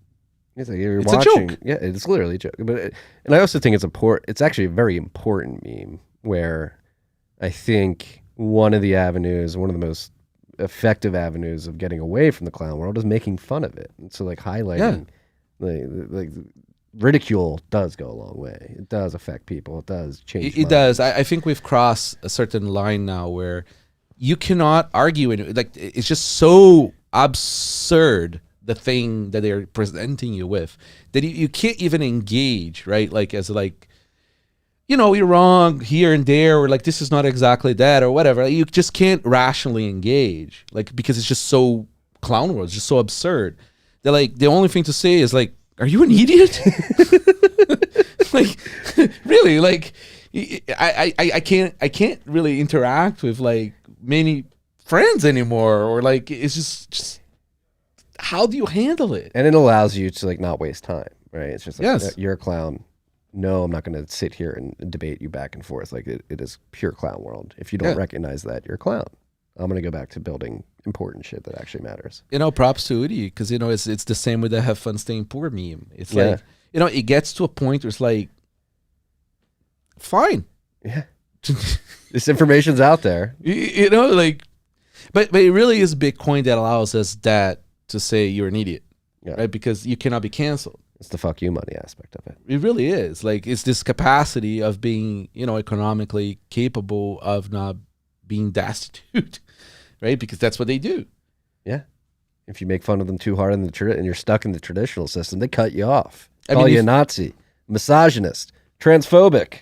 If you honk too hard in Ottawa, like that's a crime. If you honk twice, if you honk, you're saying Hail Hitler. That's right. Like, where do they get this shit from? Just because they found it on 4chan or like on like a Urban Dictionary, it doesn't mean it's true. It goes back to like the white supremacy thing. Oh my God. When 4chan, remember that? Yeah, like you can't make this shit up. Right. It's I guess if it wasn't for Bitcoin, I'd be crying. I can't imagine a world without Bitcoin. I mean, Oh, like what do you do? Like you buy gold? I honestly And you try not to get the platform with like gold bars? I honestly think like we just like digital panopticon. We literally either devolve into like a Mad Max scenario or everybody's just Hunger Games slaves. Yeah, I mean, is it like people don't want freedom, right? Just a better sell. Like Right. really, like people don't want responsibility. Like like just look at the amount of people like they get gifted Bitcoin, they lose it.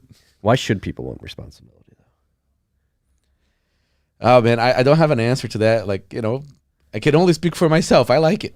Right. Like but it's like you the freedom, right? Like it's like I can do things, invent things or whatever, think things. It's fulfilling. Yeah, but it's like it's more pain, right? Like it's more like work. It's like, and I think a lot of people just don't want that. No pain, no gain, right? Like, yeah, it is. Are we destined to just have a certain amount of people just not wanting responsibility? But I think it's also inherent to humans, right? Like, I mean, humans want, like, we need governance, not government, right? Like, people need to find ways of finding consensus and sort of, and optimizing things too, right? You don't want everybody deciding on stuff, but like, if government wasn't so much in your life, you wouldn't care about politics as much, right? Right. It's pretty simple, really. But like, they control every single aspect of your life. So now you have to fight everybody because their choices will impact you. Yeah. And people, people will prefer deferring that responsibility to somebody else who may be better at that responsibility than themselves. And Or maybe they're not even better at that responsibility. They're just sociopathic enough. that's to be the like, idea, I'll choose for right? you. Yeah. The idea is you outsource things, to people who are better at the thing than you are, right? But it clearly doesn't work. Like democracy ran its course. Yeah. It was a cool experiment and all, but it ran its course. Like, we need the next thing. Well, that's controversial to say. We're trying to spread democracy. Was it the CBC was running this piece saying that like freedom is a bad thing? It's like, a right-wing term. It's a right-wing term. Yes. What happened to the lefties that were like the people for freedom, right? I mean, Free like, speech. Free speech was their shtick, right? Like all these things, like freedom of body autonomy and all this stuff, and all of a sudden it's like, well, anti-war. Now it's like nukes, nukes, nukes. Like vax, vax, vax, And shut the hell up. right? Like you're not allowed to say that. It's just so weird. Words are violence. Yeah. Words have no meaning anymore. Yeah, it's but when people go work in sciences, right? Like you can't do those things because the table doesn't care what do you think, right? Like if you're making the table, you need to make the table to have legs. Yes. Like, and if you don't believe in legs, the table is not going to be there. It's not going to be a table. Yeah, like it's just so weird. But it's getting better. Like, Is it getting better though? The pendulum is swinging. I think. You think so? Yeah. Why do you think so? I mean, you just. I think the COVID stuff sort of was the last sort of big push. The Ukraine thing a little bit, but the war stuff. Listen, they got people into Iraq for WMDs, right? So, the war thing is like a true and tried lie that's gonna be with us forever, right? Like we're always gonna have a new war to go fight. But the COVID thing was interesting because I think was like it really sort of separated people in society, like the people who will follow. I ended up in Texas. I ended up in Austin, Texas. And it's fair. I mean, like, especially on the beginning when something is happening, right? There's no information. People get confused. Yeah, we had remember the first episode we were talking about like what masks to wear. Listen, I'm a prepper, right? So like, there's shit going on. I prep. Like, you do research and you figure out and you resolve it, right? And then information comes in and you sort of, adjust and change, right? Yeah. But you give a crisis to a politician, right? I mean, that's all they want. So they're going to amplify. And you could really see the people that will follow along, people who aren't. But I think we really found a lot more people who don't go along with government narratives who are from different camps, right? So like you have like, the vegans who are not for like vaccines, right? Together with the meat people who are not, so like you find these new alliances, right?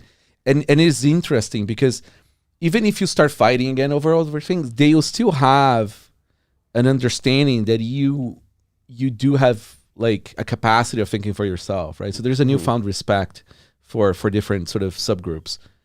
I think that was a nice thing. Yeah, it's almost like, so we have like, everybody's been pushed to like a hyperpolar perspective, and now it seems like it's gotten so hyperpolarized that people are like meeting on the other side, like in the middle, like, oh fuck. Yeah, like, it's like, and it keeps on going back and forth like that, right? Yeah. It's the same with the Trudeau thing. These things are like gifts in a way, right? As if you survive them, right? Like economically speaking or bodily speaking, right? Because this is politicians showing how far they will go, right? Like, and that's a very important thing to know. Yeah. What I just hope is that people aren't like, the sunk cost isn't so deep with people's dependence and trust in politicians that they can back away and be like, you know what, I don't need you. That's why, I mean, again, with COVID too, like states asserting their autonomy was very good to see. Here's a good example. So Canada had like insane vaccination rates, like super high, right? Super low children vaccination rates. The parents were like, fuck no. Yeah. Like, nope. Right. So but you see there, right? Like even people who may follow, right, the narrative and sort of like, they have a limit. People still have some critical thinking left, right? I mean, and there's only so long you can drag these people along, right? Now they're trying to create this whole, like, all these new mask narratives about just being cohesion in society and all this shit, right? It's insane. Yeah. Keep it forever. Keep it on.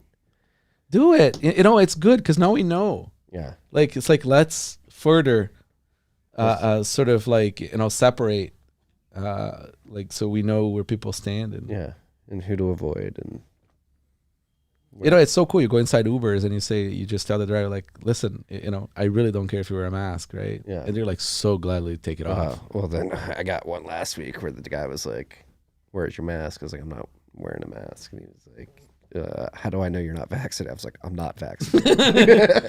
But this lie that they sold, like, if you're vaccinated somehow you don't transmit, like, it's just so fucking dumb. Like, the whole thing is just so bad. It's completely illogical to like a child. Well, and especially if you consider the fact that, I mean, what they marketed in the beginning, it turned out to be nowhere near that. Yeah. I mean, but like, for an older person, maybe it makes sense. Go get vax. Who cares? Yeah. Right? Like, it's just, can we just stop talking about people's medical choices? Like, go back to that? Your body, your choice. Yeah. Yeah. But it is crazy. People clinging on. Like that Uber driver too. He was like, "Yeah, the pandemic's been treacherous. Like, I'm still very scared." Like, Yeah, why are you driving an Uber. I mean, but think about it, right? I mean, people were scared shitless. I was in the very beginning. I mean, like, I was sticking thermometers up my butt. Like, and people were like banging this message for 2 years. yeah, Like, I mean, people are scared. Yeah. Like, neurotic scared, right? Like, it's hard to walk back from that. Yeah. It's gonna take, like, people are PTSD from it. I know. Yeah, it's think about what it did to the kids too. That's the scariest thing. Like, Yeah, no, I had the red line there. I'm like, kids are not gonna wear a mask, period. No, mine. Nope. My son is not wearing one, but I mean, I have. If you want to take a flight with the kid, you have to. Yeah. Well, my son will never wear a mask. Yep. Well, it's like, fine, then kids are not flying. Yeah. It's like, But I know I have children very close to me who were forced to wear a mask and did, and now that even though they don't have to wear one, they have like this mental crutch with it that they need to wear it. I made sure to always like say to my kids, like, and this is a 3.5-year-old, right? Like, it's like, so Daddy, why are you wearing a mask? It's idiotic, but I cannot enter this establishment if I don't wear one. Yeah. I like, it's complicated, right? Because like there's up to a certain level that you can stand your ground, right? Let's put it this way, that like and become like, you gotta function in society to a certain extent, right? But at least I wanted him to know that it's idiotic. Yes. Like deep in there. Yeah, and not be the parent like, hey, this is just so you protect people from getting a virus. Exactly. Like, No, and it's making them like, think that. At least you're gonna get the honest narrative. Yeah. Like, what do you like? It's like speech, kids' speech, developmental years, like trying to mask like 3 to 5-year-olds. Have you tried running with a mask? No, you can't, right? So like, imagine kids just run all day. Like, Yeah. They run all day and they're snotting in it. Yeah. You think those masks are clean? it's absolutely disgusting. Fuck COVID. Putin killed COVID, so we're done with that. I don't know, man. I think they're trying to bring it back. They'll try, but I don't think it's like they can. No. I mean, they would have to like, really do another carping videos, but in North America or something, Yeah. people falling on the street. Oh, God. Crazy times. Hopefully that was the height of the pendulum swinging in that direction. Yeah, I think we're moving back to good old war. Yeah. Like economy goes to shit, invade some country. Like, I mean, really, like, it's a classic. Yeah. I mean, he goes back Yeah. way back. Oh, the ancient Rome times. That's right. Yeah. I mean, way Even before that. things are not good at home, go kick the tent of another like tribe, it's Yeah. like, Yeah, the plebs are hungry. They're restless. Yeah. Let's send them to that's right. the Gallic Wars. But it's, it's a much more pleasant, it's awful, but it's a lot better than COVID. What do you mean by that? In terms of a narrative that you have to sort of like accept in your life. Yeah, it's easier. Yeah, I mean, at least, war. yeah, I mean, we have like, tens of thousands of years of human evolution that just made us accept war, like, to a certain extent, right? There's always going to be friction. I thought Bitcoin fixes war, though. Yeah, it's complicated. Yeah, I don't I think. think it does ish. I mean, it does change the dynamic of like invading places and things. But Yeah. And it reduces the need for that friction, right? Like, especially if it's a currency tied to electricity and energy. Like, you don't have to go. Yeah. Like, I mean, if you don't have to go like get the energy or get whatever resource you're going to go, because modern countries don't go invade countries to get stuff aside from oil, really. yeah. I know actually that's not true. I mean, Africa is a fucking disaster because of special earth Lithium minerals and and cobalt. all that stuff. Yeah. Things that make electric cars. Nobody wants to talk about those trade-offs. Yeah, no, I mean, why would you talk about that? And the Russian, gun dealers, But straws are bad. straws are bad. The paper straws, there's nothing more infuriating than Oh paper man, straw. yeah, those things are awful. And they're like, they're actually worse for the environment, right? Yeah, I mean, it's the same with the bags for supermarkets, right? So a paper bag is like something like 90 times worse for the environment. You'd have to reuse a paper bag, I think 90 times to be the equivalent of a plastic bag because of weight and transportation and everything else because it costs energy, Yeah. right? So the paper bag actually pollutes more unless you reuse it 90 times. I don't think Keep on refolding that paper bag. that's not happening. It's what are you gonna do, right? And these nuanced explanations of things there. I mean, you look at the amount of like garbage masks everywhere in the world. It's It's the other- disgusting. yeah. One thing that was like sensical to me is like just make the plastic lid so you don't need a straw and you can just sip it like this. Right. More ergonomic in that sense. Right. Yeah. Oh man. But things are getting better, Marty. We need Bitcoiners to build. We need, if you're on the sideline as a Bitcoiner, Go build something. please go build something. Really. It's a lot of money to be made. Like, what is the opportunity here, do you think? What's the size of the world's economy? Yeah. Like, I mean, really, like if you're inventing a money, that's the prize, right? There is the payment stuff. There's the store of value stuff, like there's many places to go. So if somebody got started early and you would explain that you started with the wrong thing, maybe made mistakes early on with the payment stuff. You happy that you started early? Yeah, I mean, it's been fun. Like, I mean, imagine working on I can't imagine working on other stuff. Like, Yeah, it's been pretty surreal this week, just being in the studio, having you in town, Jimmy's out there, Justin Moon's hanging out. it's essentially like Bitcoin Twitter, but like in person. Yeah. And it's been actually fun. better, too, because you Yeah. have like nuanced conversations. That's right. I think a lot of good shit's going to come out of the Commons in terms of production and quality conversations and shit like that. Yeah, I mean, there's humans like need in person Yes, conversations, right? Like, we do. it is a lot of fun. Like,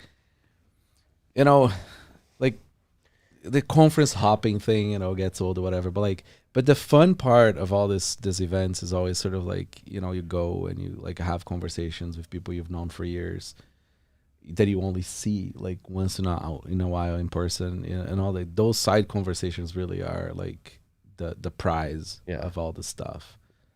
It's extremely fulfilling. And you were saying this last night too. It's crazy when you do get like, even like the first time you meet, it's like you just know. I mean, it's like you've been sort of talking to each other in some way or another, right, for like years. Yeah. Right, and then all of a sudden you just meet, but it's like you know each other. And you don't even necessarily have to like talk to each other. You just like each other's tweets or like retweet. It's like, oh, I've been retweeting your stuff for years. And it's like, oh, I've noticed you retweeting my stuff for years. Like, Yeah, but it's like when you're having a conversation, right? Like with a few people, it's like you're nodding, you're smiling, right? Yeah. Like it's very similar to the liking and whatever. That's why Twitter works. It's like a public square, yeah. right? And like you are having a conversation, even if you're just liking somebody's posts, right? And then you have all the much better version of that in person, right? Much better than Clubhouse. Yeah, Clubhouse was fun, but it was weird. Are you still on it? No, Yeah, neither am I mean, like I don't even do spaces either. Yeah, well, sometimes it's nice to like do some spaces where we like talk to the customers and sort of like have people. That makes sort of, sense. That's the one caveat I'll throw in there. I did like Clubhouse when it was a very specific topic. Yeah. Like that was predetermined, and there was a curation at who was discussing it. It was fun, sort of like, because it had been a long time since I was like sort of talking to noobs 101 kind of thing. Yeah, that was an interesting thing. Like the Bitcoin weekly meetup was fun, but then like it turned into like you're just answering the same. Yeah, question. I mean, you know, explaining things simply again to people who have no idea. It was nice, but you know, there's only so many days you can do that for, and then it's like, okay. Yeah, you can only explain gauge theory so many times before. I can't believe those people showed up there and like joined the conversation. Hey. Gauge theory fixes this. That's right. Yeah. Now we need to change Bitcoin so that it fits gauge theory, right? Yes. Isn't that the... I understand Bitcoin, but I'm here to fix it, though. Word solid works, man. Word solid works. Technobabble, man. Yeah. Shitcoins exist, so that's proof of that. No, I mean, but shitcoins at least have like, hey, they have like truly sort of optimized definancing suckers, right? Like, I mean, it is incredible how good they are at taking money from people. Like, it's incredible. Hey, you put it in here, you wrap it, you throw it over here, you get APY, and then I get it. That, and then, it's like, and then I take it. It's like, are we missing something there though? So here's the thing, right? I think there is a huge market demand for, creating financialized products, right? Like you can't deny that, right? I think, a lot of the shitcoins essentially trying to address that, but in a scammy way. They're not doing what they claim to do. Mm-hmm. And Bitcoin cannot address those things either. Not at least not on base layer, right? So, but what people maybe don't get is that this stuff is a tiny market of the store of value market, right? So Bitcoin is trying to address this, right? The shitcoins are trying to address this, but they have marketing budgets because they're trying to sell to people. Mm-hmm. So they sound like they're this big. Yeah. And Bitcoin sounds like it's this big, right? But so it creates this weird dynamic, right? It really does. But I mean, you said joking, like definancial, like does Bitcoin reduce the need for a lot of these exotic financialized products? Is like obviously people are going to need mortgages or going to want to take loans out and stuff like that. But it's more than that, right? So the thing is, like, you have to pick which window of looking at Bitcoin you're talking about, right? If we're talking about post hyper Bitcoinization, it's a different story, right? Like we don't even know what that looks like, how cash flow is going to work. I don't know. But like now and in the foreseeable near future, we need, like, if you don't have money, you cannot withstand volatility, right? So you need stablecoin, right? Like it's a necessary thing. Like you're already poor. Like, what? So you're gonna just like keep your float and like try to trade it? Like you can't, right? So the stable coins do provide a service. They make sense to me, right? And then we're gonna have more of these things that resolve these immediate problems, right? And they do. It's just that a lot of the stuff is really not sound, right? They're really on top of like house of cards, right? Some of them will fail, some of them won't. I mean, you look, Tether's still around. Right? I mean, the FUD has been all kinds of stuff, but they're still around. Tether's one of the toughest companies in the world. It's amazing that they have the U.S. government down their necks. For years. It's hard, and they do this without going to jail, right? Yeah. So, and it comes with sets of trade-offs, right? Is the Bitcoin price manipulated by Tether? Right. It's so like, I mean, they probably do have an outsized impact. But it's not like manipulation is not a thing that exists. There is actors in a market, and they're going to act on their self-interest, right? And it's in everybody's interest to try to move the market too. Yeah, there's two ways to put it. Manipulation doesn't exist, or everything is manipulation. Right? Exactly. Yeah. So, you just bought a coffee with Bitcoin. You're manipulating the mempool. Yeah. Right. Yeah, that's the next FUD. But people love that Tether FUD line. Yeah, I mean, it's like the mempool FUD, right, with the fees. The fees are going to keep them small because people now understand that Bitcoin is for savings. They're not going to spend, it's Gresham's law, right? I mean, they're going to spend all the shittier things. They're going to burn their furniture for heat before they sell their Bitcoin. But think of the long-term security. It doesn't matter. We're secure enough. Right. No, I agree. I mean, and that's, we discussed this as well. We've had a lot of discussions. People really discount the fact that there is revenue outside the block reward, or there can be if you are a creative miner. You do a lot of stuff without waste heat, which can produce revenue that exists outside the block reward, which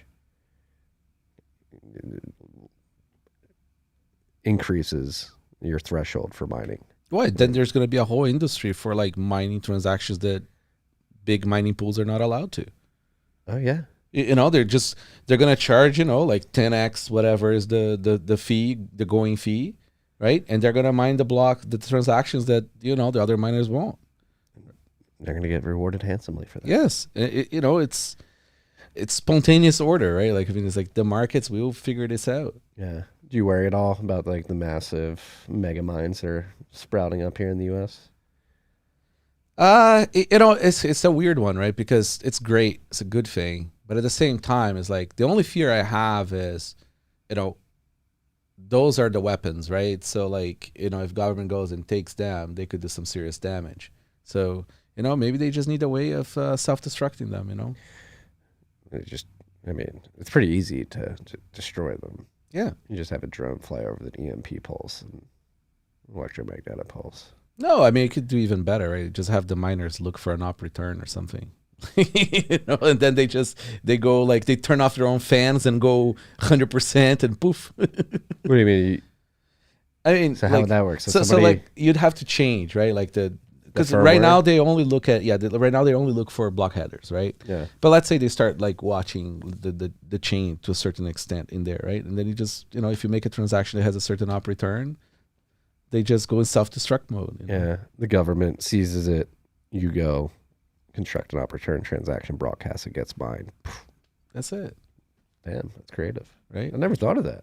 I mean, it could be a terrible idea too. You know, somebody would need to explore this further. I think maybe the EMP attack is probably more EMP is realistic. not, you know, you need a lot of power to do those things. I mean, I don't think you fit in a drone. No? No, you to cue a mine, something like that, you need a lot of power. Yeah.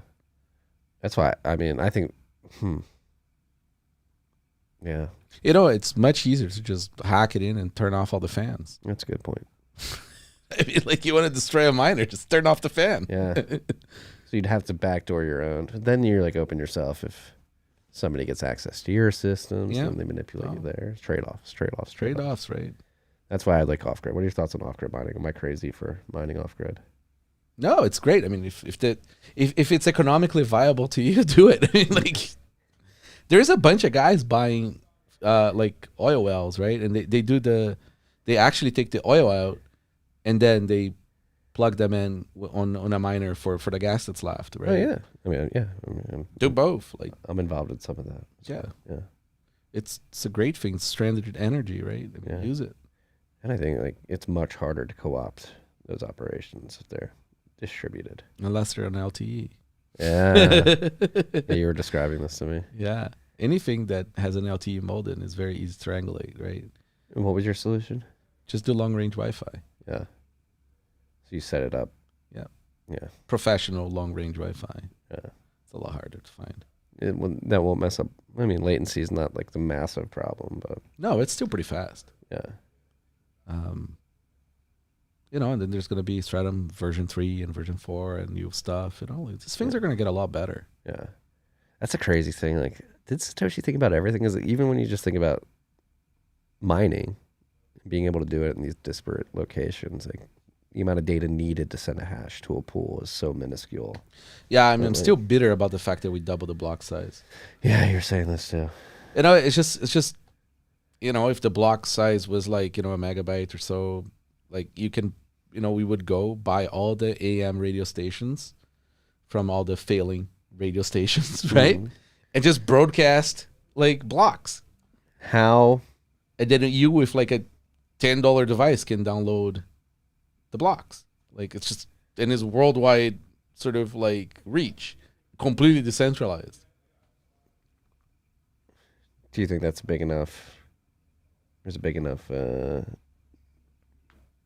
draw to because you'd have to hard fork to make the blocks. Oh yeah, no, right? it's not gonna happen. No.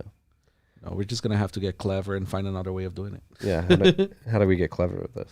I mean, it is possible to broadcast a full block on HF in less than 10 minutes, but but it's not reliable. It's complicated, right? So if you're really putting it further correction there and building like a lot of redundancies for each period, like you want the data to be as small as possible, right? But you could be broadcasting like block headers to start. There's I don't know, there's smarter people than me that does like this kind of protocol work to come up with something. Well, that's what I was just gonna say. How the fuck are you this fucking smart? You know so much about so many different things. Whether it be like supply chain, hardware, running a business, hunting, prepping. I mean, you just You're modern day Renaissance man, sir. read. No, I mean, I work with very smart people, right? I mean, Doc Hex is absolutely beast. I mean, he's the man who does most of cold card firmware, right? Like a lot of our hardware design. It's we just talk and figure out stuff. But you guys are unethical now that you're close source. Right. What are you doing? Let's touch on that. What is the beef? What do people attack you? What? I think the problem is most of the people don't understand licenses, right? Mm-hmm. No clue. And then people are fed sort of a misunderstanding or a narrow understanding of licenses, so that people can sort of convey a certain narrative, right? That be for competition or whatever. We think defensively as a company, right? That's why we make hardware wallets. So if you're going to attack my business with my own software economically, right, we're going to change that.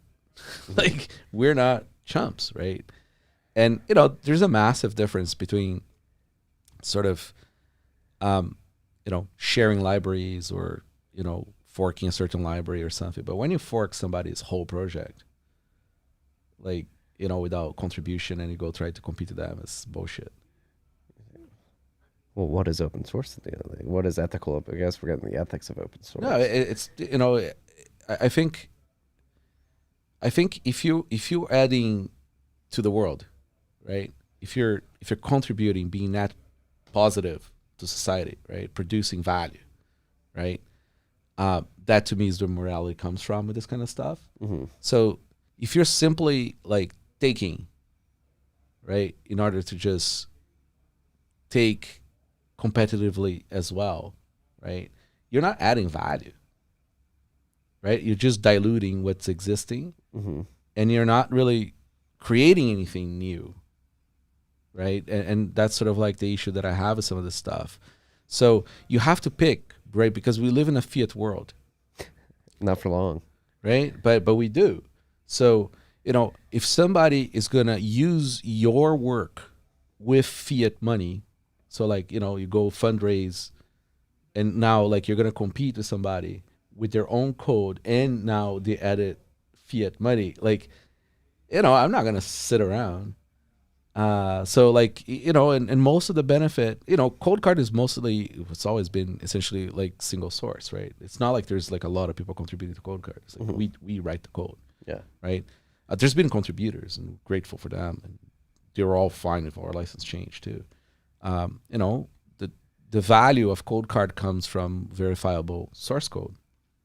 So that's still there, and we respect users, right? So our license is extremely permissive, right? So you can share, you can sell your unit, you can change the code, you can do whatever you want. Mm-hmm. You just can't start a company on top of our code. Yeah. That's all. Seems, I mean, yeah, you put a shit ton of time. Yeah, there's years, right, of work there. And this is the thing, right? If you were contributing to our project and sort of adding value to it, we would probably have not changed the license, because now we're symbiotically sort of adding value there, right? So yeah. it's I think it was the way to handle it in the world that we live in. You know, we're not patent people. We don't like it, right? It's like but again, you live in a fiat world, right? So you have to figure out how to handle these things against people who are not playing fair. Yeah. Okay. Yeah, it's fucking. It's like a murky. Yeah, It's a murky. It's not very cut and dry. There are no saints, and it's like, you know, it's business, and like, you know, I want to make sure that, you know, it's a profitable company so that it can create new things. Yeah. Right. Yeah. I talked. I think the competitor who took your cut. I've been talking to him behind the scenes, just trying to figure out what's going on. I think we're gonna have him on, get his perspective. So I definitely want to get yours as well.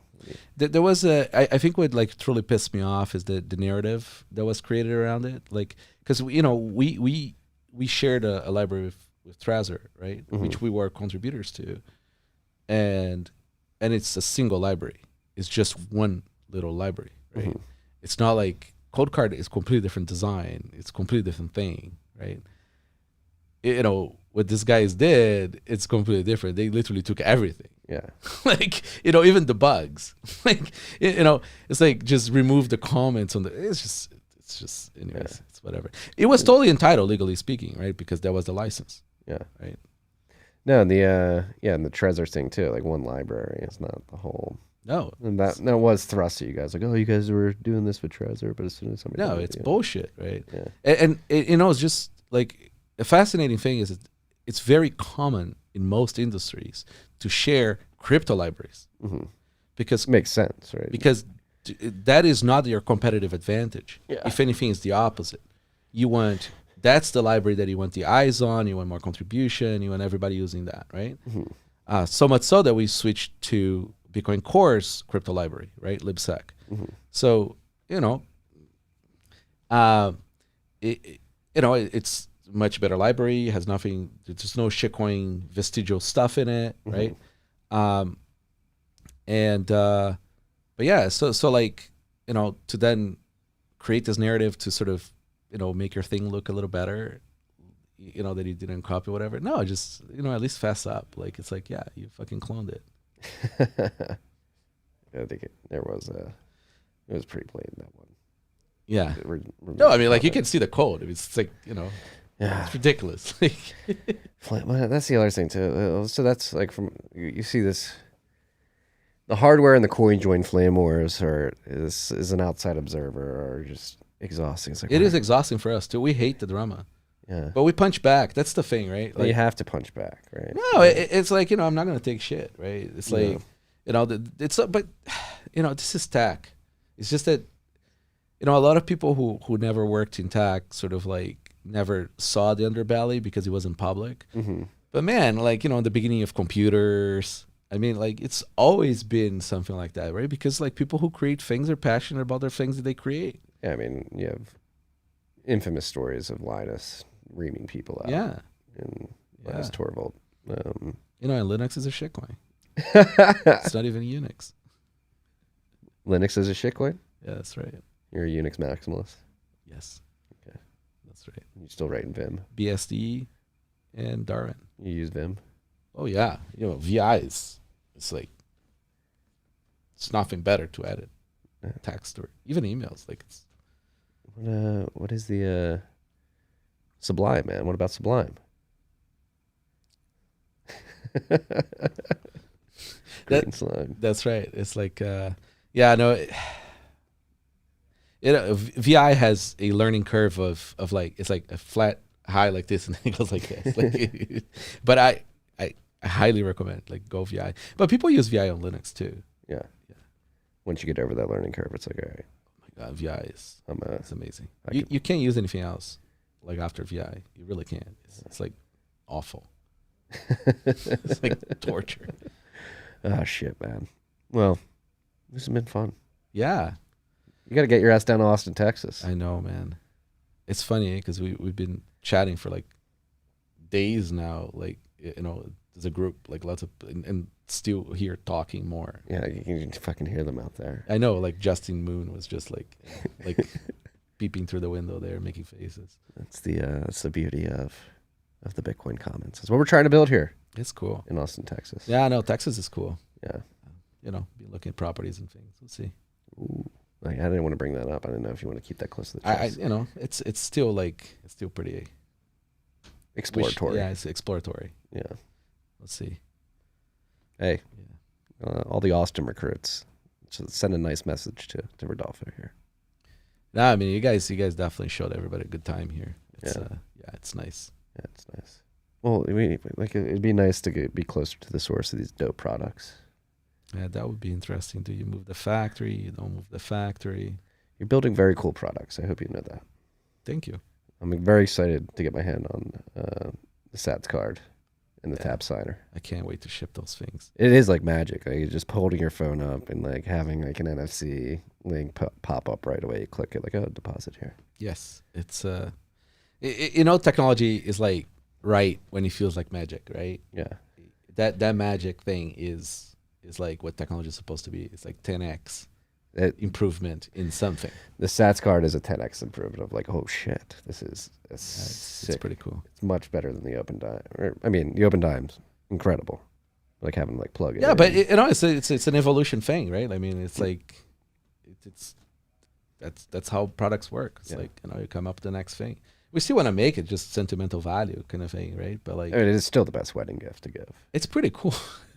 Yeah, I have so many Open Dimes as wedding gifts. You just tape it to the card and you say, text me when you want to figure out what the hell I just Yeah, gave you. please don't lose it. Yeah. Call caps. Do That's not lose right. this. Yeah, All right. He was on the Joe Rogan show yesterday, his products bro. yeah, Now he's on TFTC. that's right. Oh man, that was hilarious. Joe Rogan, I'm front running you. Yeah, This is where all the builders come are. on, Jamie, get real Bitcoiners there. We gotta get you guys to be on the hopium. You're getting people to explain gauge theory when we really need them to explain how to get paid. Right, like imagine that, right? Like wasting episodes and episodes of Rogan with that kind of audience, with like moron, like instead of like fixing the money, fixing the world kind of thing. Yeah. It's a weird thing. We got to fix the money. Right now, we pumped during this episode. We're at 41,189 cuck bucks, according to my block clock mini right here. There you go. I think that's pulling from Bitstamp. We gotta get you a few more so that you can have like different stuff showing at the same time. Yeah, well, it's when we do it remote, Matt will have his when he turns it back on when it gets above $56,000, wherever it's stuck on. He unplugged it at like 56. He's like, I'm not plugging it back. I have a few of those in the house, like that, like with the OG clock too. It's like they just, I unplugged for whatever reason, and it's so weird to plug it back because the numbers are going to change a lot. Yeah, that's sentimental value. Like, oh, It's pretty funny. It really is pretty funny. It's like having tabs saved of like like those price websites. oh yeah. Like Like- I have Bitcoinity. Remember that one? Yeah, one of those, and it shows the price on the bookmark, Mhm. and it's like like $2 or whatever. It's like holy shit. Remember that? Yeah, You were bookmarking at $2. Wow. yeah, Not you, but like just yeah, saying, like, yeah. It was at all prices at some point. yeah. That's one of my favorite things to do is go back to like old journals that I was writing in when I was first getting in. I would always put the date and then put the Bitcoin price. And it's like, holy shit. I hope my kids go back and look at that. And they're like, wow. Fucking legend, right? That meme. Yeah. What were you doing? I can actually show you on this date. That's right. All right. Let's go talk with other Bitcoiners. That's right. Thank you. Hey, thanks for having me, man. Yeah, it's always a pleasure. You like the studio? It's been a fun week. Yeah, this is awesome. It's very professional. Thank you. Like it's very I also like the little sofa in front there because Yeah. like then you gotta start having like a few more guys around. Oh, we will. We will. Yeah, it's pretty cool. We'll do a group thing. And Matt's not in town yet, but at some point in the future, we'll get all of us in town and do a big one. That'd be cool. All right. See you, freaks. Peace and love.